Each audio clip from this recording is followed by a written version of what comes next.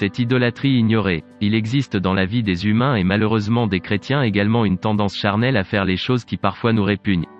Il est arrivé pratiquement à tout le monde de faire une chose dont on savait clairement que c'est mal. Le pis dans l'histoire est que pour certains, cette tendance est quasi maladive, voire inévitable.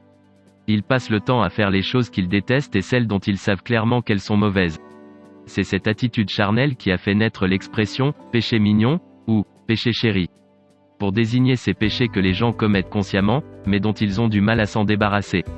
Je dirais même que certains en raffolent et en sont accros. Comment un enfant de Dieu peut-il être accro au péché? Comment un élu du Seigneur peut-il être esclave conscient de l'iniquité? La réalité est que tous les jours on se bat contre ces choses, mais on a simplement l'impression de ne pouvoir en sortir. On semble voué à l'échec. Mais la vérité est dure. Il faut se dire que si vous êtes esclave de ces péchés, c'est pour deux raisons particulières. Il peut y en avoir d'autres, mais ces deux primes, vous tirez un bénéfice de ces péchés, ou encore vous entraillez une sorte de récompense charnelle.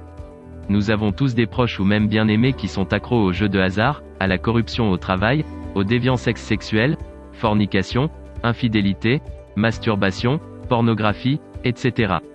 Chaque péché vous retient solidement avec un lien particulier. La récompense peut ne pas toujours matérielle mais simplement émotionnelle, psychologique, ou autre. Les accros à la corruption ont de l'argent en retour. Ceux qui ne peuvent s'empêcher de forniquer ont un intérêt charnel, émotionnel, et un plaisir libidinal. Les amateurs de jeux de hasard, vidéos et autres sont récompensés psychologiquement en produisant des neurotransmetteurs et hormones qui leur donnent une sensation de bien-être et d'accomplissement. Tous ceux qui sont accros à certains péchés spécifiques, sont tenus par un récompense, fruit de l'iniquité, et pour qu'ils soient délivrés il faut accepter de perdre ce plaisir et cette récompense. Vous avez essayé de sortir de là, mais à chaque fois sans succès car vous rechutez. Ceci est le signe même que vous n'êtes plus maître de votre corps, encore moins de vos décisions, mais que vous les subissez plutôt. Si vous avez essayé plusieurs astuces et règles pour sortir de l'esclavage du péché mignon, sans succès, ne vous découragez pas et surtout dites-vous que vous n'êtes pas seul. Ils sont nombreux à avoir subi les mêmes revers.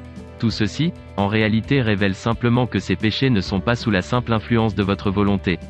Vous avez besoin de délivrance car vous êtes captif. Le péché mignon, ou chéri, comme vous voudrez l'appeler, est simplement la manifestation d'un esprit impur qui tient les rênes dans votre vie et veut vous imposer une habitude et façon de vivre. Vous n'arrivez pas à vous en débarrasser parce que ce n'est plus une affaire de choix ou de volonté. Les racines remontent au spirituel, et c'est pourquoi vous rechutez malgré toute votre bonne volonté. À la vérité, derrière cette captivité, se cache l'une des formes d'idolâtrie les plus subtiles et dévastatrices. Car l'esprit qui vous contrôle lorsque vous êtes soumis à ce type de captivité reçoit toute votre adoration lorsque vous posez ces actes et vous réjouissez du plaisir qu'ils apportent. Par exemple, lorsqu'un jour de jeu de hasard exulte de joie parce qu'il vient de gagner un coup, ou encore lorsqu'un fornicateur et masturbateur atteint l'orgasme. Pour ne citer que ces exemples.